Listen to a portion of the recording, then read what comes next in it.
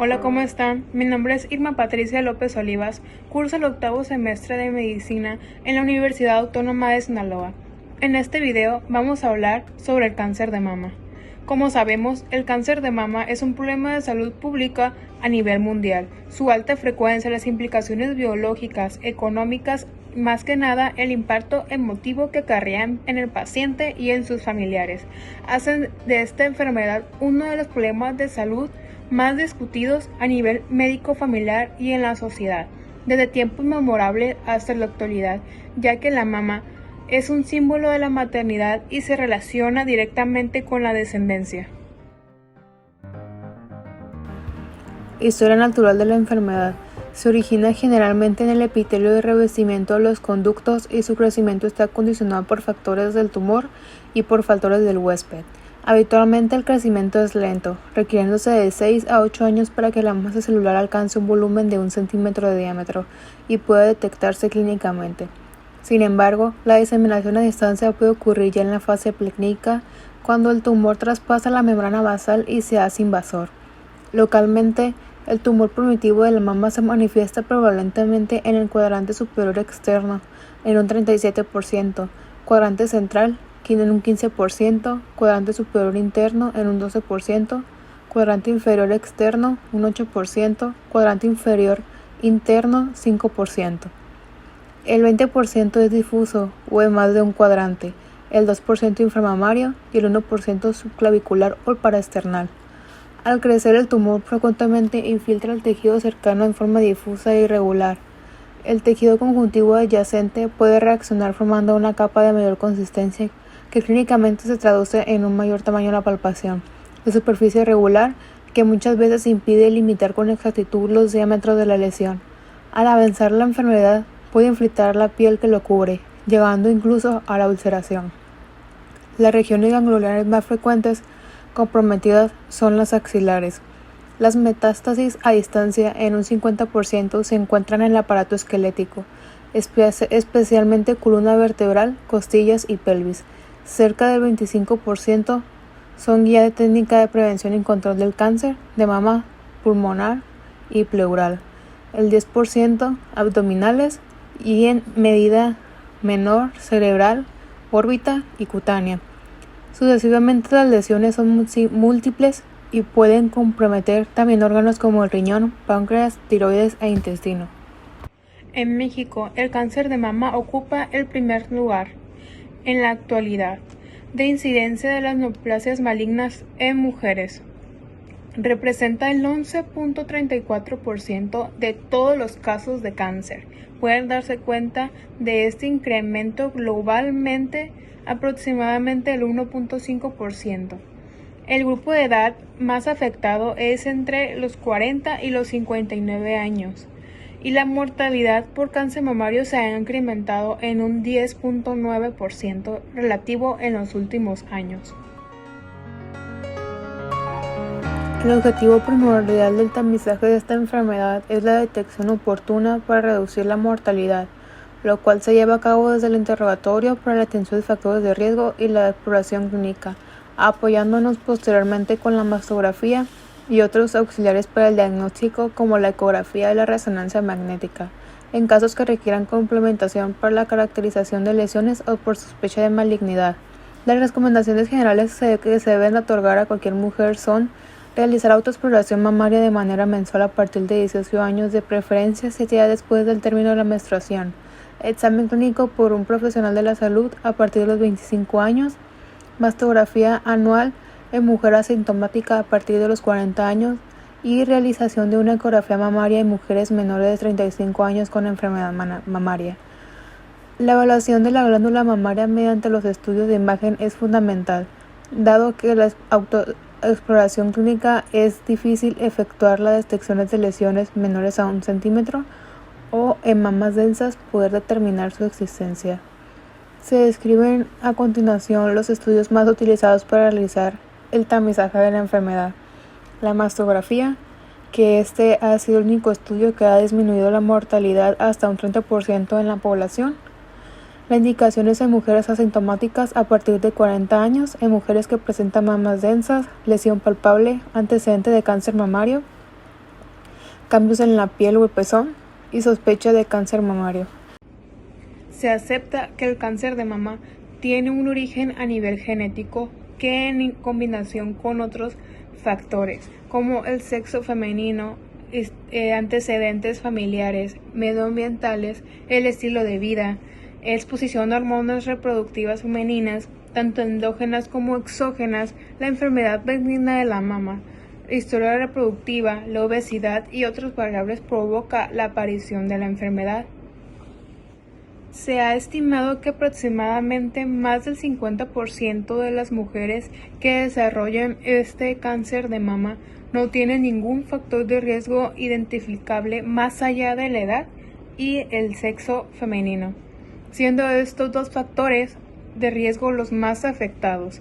Esta enfermedad es 10 veces más común en mujeres que en hombres y se incrementa sustancialmente con la edad, desde menos de 10 casos de 100.000 mujeres por año entre los 20 y 30 años de edad hasta más de 300 casos de 10.000 mujeres por año mayores de 60 años. A continuación les voy a mostrar las tablas en donde se indican los factores de riesgo que mencioné, así como las relaciones que conlleva todo esto.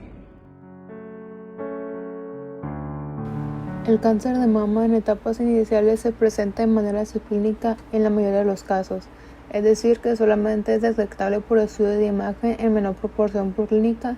Sin embargo, otra forma de presentación común es con un tumor no doloroso que hasta en 30% se asocia a adenopatías axilares.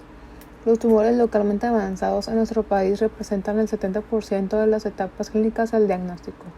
Pueden incluir cambios cutáneos como edema, ulceración, cutanidez, así como afectación de los ganglios como los supra e infraclaviculares homolaterales. Algunos casos se manifiestan inicialmente con sintomatología como el carcinoma papilar, el cual presenta sangrado a través del pezón, la enfermedad llamada tipo Paget, cuya sintomatología se inicia como eczema de la piel, la areola y del pezón. El carcinoma inflamatorio puede confundirse con un proceso inflamatorio con sintomatología de enrojecimiento, aumento de la temperatura y dolor, semejante al inicio de una infección erisipelatoide. El carcinoma inflamatorio de la mama, un tipo de presentación poco común, pero de mal pronóstico, que por lo general progresa rápidamente, se caracteriza por una induración difusa de la mama con eritema, edema y aumento de la temperatura local en al menos un tercio de la glándula. En la mayoría de los casos no existe una tumoración franca palpable. Todavía menos frecuente es el diagnóstico de cáncer de mama por los síntomas de la metástasis y no por el tumor primario. Con mayor frecuencia el tumor es encontrado inicialmente por la paciente durante su aseo personal o con las maniobras de autoexploración en las mujeres que la practican, notando una deformación, protuberancia o retracción de la piel de la mama o del complejo areola-pezón, signos objetivos de un tumor maligno subyacente. La mastografía es ahora el mejor método de detección. Tiene una sensibilidad diagnóstica del 80 al 95%, aunque el 10 al 15% de los tumores puede ser oculto, sobre todo en mujeres como más densas. El fundamento del diagnóstico del cáncer de mama es la confirmación histológica. Para esto se prefiere la realización de biopsias de mínima invasión con la obtención del material tisular que permite determinar factores pronósticos y predictivos de suma importancia en el manejo integral de los pacientes. El procedimiento de elección de la toma de biopsias con aguja de corte, tanto en lesiones palpables como en las no palpables. Esta forma diagnóstica se asocia con una exactitud del 98.5%. En lesiones no palpables, la biopsia debe ser realizada bajo la guía de algún método de imagen, ya sea ultrasonido, mastografía, resonancia. Las biopsias quirúrgicas previo de marcaje, así como el arpón radioculoide. Estas son indicadas cuando no es factible el diagnóstico mediante un procedimiento menos invasivo. El diagnóstico de cáncer de mama se establece con la evaluación de los datos clínicos y radiológicos y con la confirmación histológica de la lesión, que puede ser palpable o detectada por imagen. Una vez que se obtienen los resultados de los estudios, tienen que estadificar el cáncer de mama. Esto se realiza mediante el TNM, propuesta por la American Joint Committee on Cancer. Es útil para realizar el protocolo del estudio del paciente, brinda información respecto al pronóstico y sirve para orientar el tratamiento. Existe una clasificación clínica y otra patológica, y esta última se emplea después de haber enviado la pieza quirúrgica al estudio histopatológico. La clasificación histológica de la OMS es la más utilizada para los cánceres invasivos de mama. Los carcinomas ductales invasivos representan el grupo más frecuente de cánceres de mama invasivos, con un 70-80%, y tienen varios sinónimos para su identificación, entre ellos carcinoma simple y de células esferoidales. Los carcinomas lobulares invasivos son el segundo tipo más frecuente de cáncer de mama invasivo, con un 5-10%. El aumento de la frecuencia de sus presentaciones se ha relacionado con el uso de la terapia de reemplazo hormonal en la posmenopausia. El carcinoma lobular in situ coexiste en el carcinoma lobular invasivo en un 70-80% de los casos. Otras histologías menos frecuentes son el tubular, del 1 al 4%, municoso del 4%, papilar del 1 al 2% y el medular del 5 al 7%, los cuales se consideran de buen pronóstico, a excepción del medular, que está dentro del grupo de riesgo intermedio. El carcinoma metaplásico representa menos del 5% de los tumores de mama y tiene un pronóstico desfavorable. La OMS propuso clasificar los carcinomas metaplásicos como epiteliales puros o mixtos epiteliales y mesenquimatosos. Las alteraciones de genes asociados con el cáncer de mama se han realizado usando técnicas de bioinformática, biología molecular y genómicas, lo que ha permitido encontrar diversos oncogenes y genes supresores de tumor asociados con esta neoplasia, siendo uno de los más importantes el HER2. La expresión de receptores de estrógeno y de progesterona por lo general tienen un mejor pronóstico que los negativos. Existen dos tipos de tratamiento para el manejo quirúrgico: el conservador, que se puede considerar en pacientes que no cuenten con datos de multicentricidad, que tengan una adecuada relación mama-tumor y que acepten recibir la radioterapia a la mama después de la cirugía. Se trata de una resección tridimensional del tumor primario y del tejido sano circundante, con márgenes libres de tumor. Por segundo está el tratamiento radical, que hace referencia prácticamente a realizar una mastectomía en sus diferentes modalidades. Para esto es necesario tratar la región axilar bien con un ganglio centinela usando doble técnica en pacientes que se encuentren clínicamente con glóbulos axilares negativos, o bien relacionando una disección ganglionar axilar en pacientes con ganglios axilares ipsilaterales clínicamente positivos a malignidad, en cuyo caso es necesario tratar tanto la mama como la región axilar ipsilateral. En etapas localmente avanzadas, que engloban las etapas clínicas 3, requieren inicio de tratamiento con quimioterapia, después de tratamiento quirúrgico y finalmente tratamiento con radioterapia a la herida de la cicatriz de la cirugía mamaria. Al igual que en los pacientes con etapas clínicas tempranas, existen dos opciones de tratamiento quirúrgico posterior a la neoadyuvante. Está la cirugía conservadora, con disección radical de axila. Se refiere a una resección tridimensional del tumor primario y tejido sano circundante. Esta opción es válida en pacientes a los cuales se les colocó un clip intratumoral antes del inicio de la quimioterapia y además presentaron una buena respuesta a la quimioterapia, manifestada como una reducción importante del tamaño tumoral o desaparición de este, que permite la resección del mismo con márgenes libres y sin afectación de la cosmesis, y además no presente daños de multicentricidad. Y está la mastectomía radical modificada, que consiste en la remoción de todo el tejido mamario, así como la disección ganglionar axilar.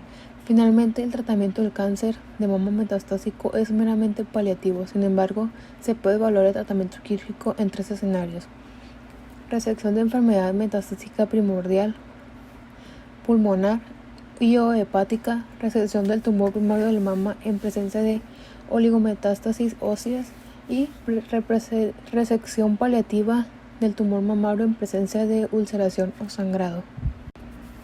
En los últimos años se ha hecho un gran progreso en el diagnóstico y tratamiento del cáncer de mama y se ha logrado que la terapia citotóxica y la radioterapia consiguieran mejor el periodo libre de progresión y la supervivencia global como en ninguna otra neoplasia a nivel mundial, conformados por tratamientos adyuvantes, no adyuvantes y paliativos, así como la administración de hormonoterapia en tumores hormonosensibles y la terapia blanco en los tumores HER-Neo sobreexpresado.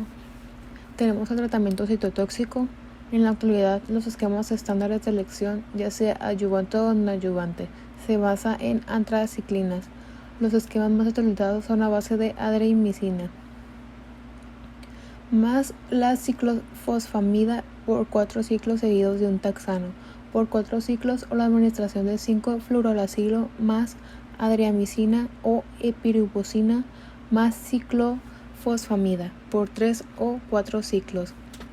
Por siguiente, terapia hormonal.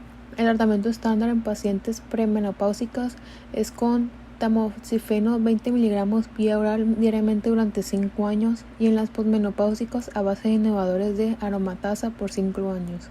Actualmente hay estudios que sustentan el empleo de tamoxifeno con o sin anastrozol hasta por 10 años en casos específicos. En la terapia anti-HER-Neo debe formar parte del tratamiento adyuvante de pacientes con tumores que sobreexpresen la proteína HER2-Neo, ya que disminuye la recidiva relativa anual hasta el 50%. El tratamiento más conocido es el trastuzumab hasta completar un año. No se deben administrar junto con antraciclinas por la cardiotoxicidad de ambos y se puede emplear junto con la hormonoterapia y la radioterapia. Por último, tenemos la radioterapia. Su empleo disminuye la probabilidad de recurrencia local del tumor, irradiándose a la pared torácica, cicatriz de la mastectomía y orificio de drenaje, recibiendo de forma clásica una dosis de 4 a 50.4 en 25 o 28 fracciones. Deberían aplicarse como máximo 8 semanas posterior a la cirugía cuando no se otorgue adyuvancia con quimioterapia y cuando la paciente sea candidata al empleo de esta. La radioterapia podrá iniciarse como máximo en los primeros 6 meses. De todos los casos de cáncer de mama, una tercera parte eventualmente tendrá enfermedad metastásica. Afortunadamente, solo el 5% a nivel mundial y el 9.6% en nuestro país son inicialmente diagnosticadas en esta etapa, de los cuales el 75% morirá a los 5 años. Los factores asociados para el desarrollo de esta etapa es el estado ganglionar, ya que de las pacientes que inicialmente tienen enfermedad localizada en la mama, el número de ganglios es el predictor de recurrencia locorregional y a distancia más importante y de sobrevida, siendo del 83% a 5 años en el caso de ganglios axilares negativos y del 28% en aquellas con más de 13 ganglios positivos. Los tumores con receptores hormonales positivos suelen presentar diseminación a hueso o locorregional con mejor pronóstico, mientras que los pacientes con tumores triples negativos o con sobreexpresión del HER2-Neo tienen tasas más altas de metástasis viscerales y cerebrales, respectivamente, con menor sobrevida a 5 años. Los lugares más frecuentes de metástasis a distancia son pulmón en un 71%, hígado en un 71% y hueso en un 62%. El manejo dependerá de la edad y el estado funcional de la paciente, así como del tipo molecular. El manejo no tiene fines curativos sino paliativos y la meta es mejorar la calidad de vida más que nada. La quimioterapia se ha utilizado en tumores con receptores negativos. Las pacientes con receptores hormonales positivos serán tratadas con esquemas basados en hormonoterapia y en el caso de sobreexpresión del HER2-Neo, dependiendo del tratamiento previo, se ofrece incluso el doble bloqueo anti-HER2-Neo. Específicamente para metástasis óseas, los pacientes son preferentemente tratadas con bisfosfonatos para prevenir fracturas patológicas, aunque en caso de dolor o sospecha de disección medular, la radioterapia es la opción válida. Para las metástasis viscerales, el manejo es específico para el subtipo molecular y paliativo con procedimientos como toracocentesis, paracentesis y derivaciones de la vía biliar. En el caso de metástasis al sistema nervioso central, algunas son candidatas a radiocirugía o radioterapia a alocaroneo, con una sobrevida por medio de 4 a 6 meses y secuelas importantes.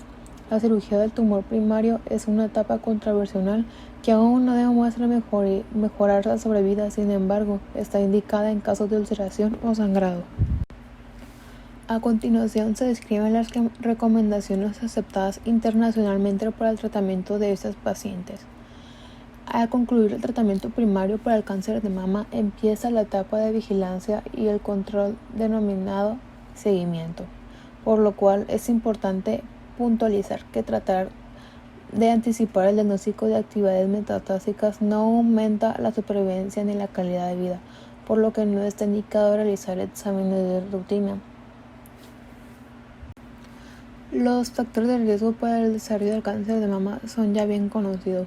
Por lo tanto, se han identificado estrategias efectivas de reducción del cáncer de mama, como el uso de agentes de reducción de riesgo y cirugía de reducción de riesgo, sobre todo en pacientes con mutaciones genéticas conocidas.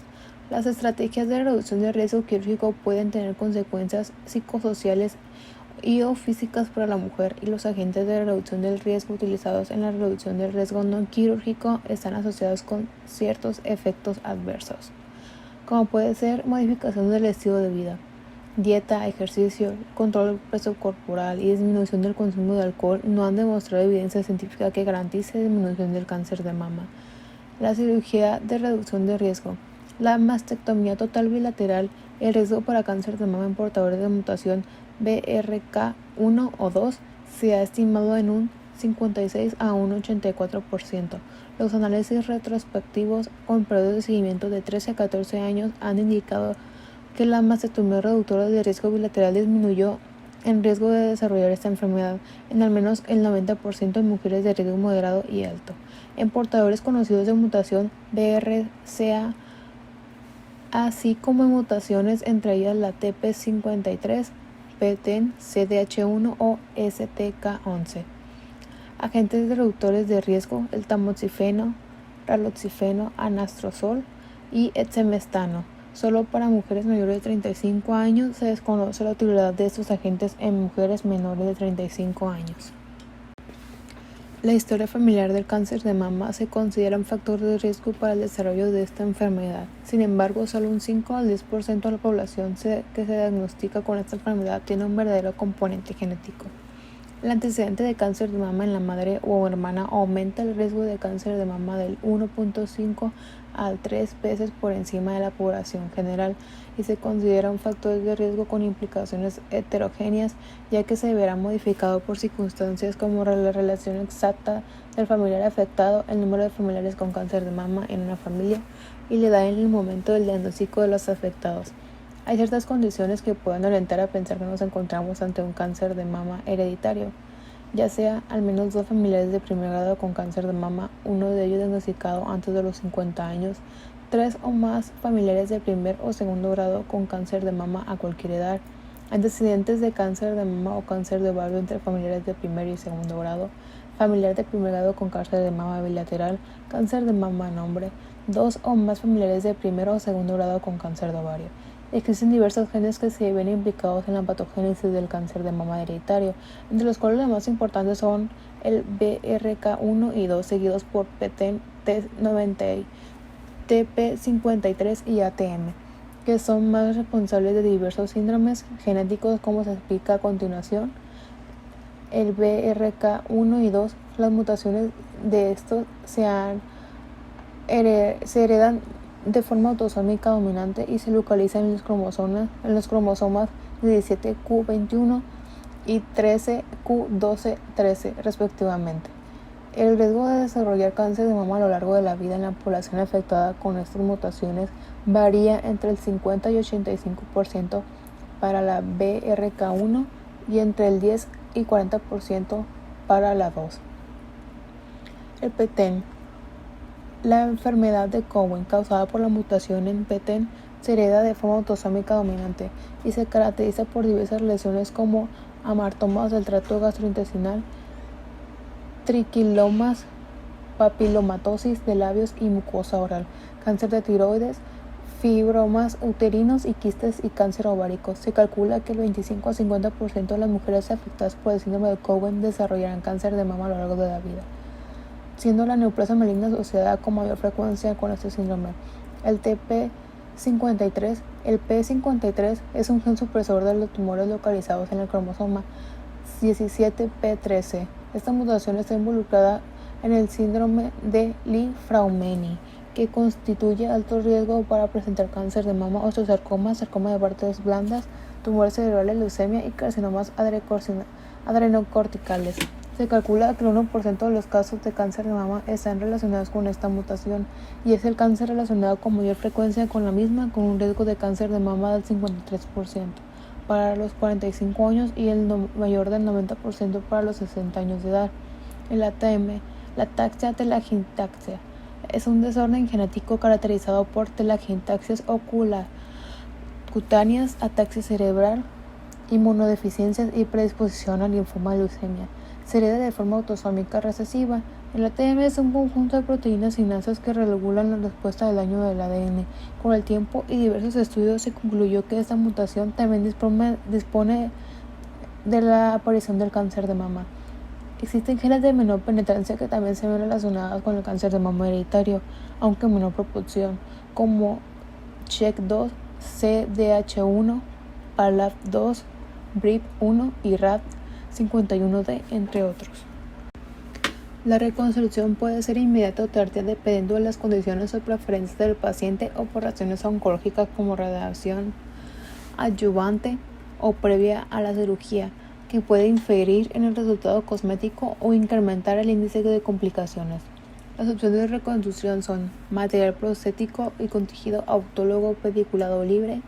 La elección debe estar basada en las características de la paciente: edad, peso, forma, volumen, y el tratamiento oncológico, la cantidad de piel preservada, radioterapia, etc. La reconstrucción no interfiere con el pronóstico o con el seguimiento efectivo para las pacientes. El objetivo de la quimioterapia adyuvante es eliminar la enfermedad micrometastásica antes del desarrollo de clonas resistentes, pues se ha demostrado que la recurrencia sistémica es la principal causa de muerte en estas pacientes. La quimioterapia basada en antraciclinas disminuye el 33% de las recaídas y 27% la mortalidad de mujeres menores de 50 años. A 15 años de seguimiento, la mortalidad en números absolutos disminuyó un 7% en pacientes con ganglios negativos y un 11% en pacientes con ganglios positivos. En mujeres de 50 a 69 años de edad, el beneficio fue de 2% en ganglios negativos y 3% en ganglios positivos. El beneficio de la quimioterapia es independientemente del estado ganglionar, menopáusico, expresión de los receptores hormonales y otras terapias adyuvantes. Se ha demostrado que la adición de taxanos a la quimioterapia adyuvante, ya sea de forma secuencial o concomitante a los antraciclinos, mejora la supervivencia libre de la enfermedad. Sin embargo, no todos los estudios han demostrado beneficio en supervivencia global. Un metaanálisis de empleo de taxanos adyuvante en cáncer de mama concluye un beneficio de 5 años en periodo libre de la enfermedad del 5% y la supervivencia global del 3%. En el momento actual consideramos que iniciar con taxanos seguido de antraciclinas permite una mayor intensidad de dosis, lo cual ha incrementado las mejoras de supervivencia libre de la enfermedad, aunque esta depende de evaluar su impacto en supervivencia. En situaciones particulares como el subtipo triple negativo no existente en la actualidad, un esquema recomendado, ya no existe un blanco terapéutico específico. Aproximadamente del 15 a 25% de los cánceres de mama tendrá sobreexpresión del gen HER2. El trastuzumab es un anticuerpo monoclonal humanizado dirigido en contra de la proteína HER2. Diversos estudios han evaluado el beneficio del trastuzumab concomitante o secuencial con quimioterapia de forma adyuvante. Los resultados combinados demuestran disminución relativa del riesgo de recurrencia o muerte por cualquier causa de 38%. Entre el 50 y 70% de los pacientes con cáncer de mama, el tumor será hormonosensible, por lo que se podrán beneficiar de una de las siguientes modalidades de manejo. La decisión dependerá de las condiciones de la paciente, comorbilidades, biología tumoral y perfil de seguridad de cada tratamiento. Con cualquiera de estas modalidades, las terapéuticas no está recomendada la quimioterapia concomitante, y en la actualidad se puede combinar con terapia biológica. En terreno adyuvante, la administración de tamoxifen durante 5 años ha demostrado una disminución en el riesgo de recurrencia del 40% y en riesgo de muerte del 35%, así como reducción en el riesgo de otro cáncer de mama, lo que reduce en un beneficio absoluto a 15 años del 12% y de muerte del 9%. Los beneficios de este son similares en mujeres premenopáusicas que en posmenopáusicas. Es importante considerar que el uso del tamoxifen está relacionado con eventos adversos mayores, tales como cáncer endometrial en 1% y enfermedad tromboembólica en el 2% de los casos. Estos fármacos representan otra opción terapéutica de tratamiento adyuvante exclusivo de mujeres posmenopáusicas administrados de forma inicial o secuencial. Han demostrado mejorar su supervivencia libre de enfermedad, no así en su supervivencia global. La decisión del tipo de inhibidor se relaciona con el perfil de toxicidad y características de riesgo en cada paciente. La duración óptima recomendada es de 5 años, el beneficio absoluto es de 3% de disminución a la recurrencia. Los mayores efectos secundarios de estos fármacos son osteoporosis y fracturas secundarias, aunque dichos efectos son reversibles al suspender el tratamiento y se puede disminuir con el uso de bisfosfanatos. Por lo anterior, es muy importante la vigilancia de la densidad ósea.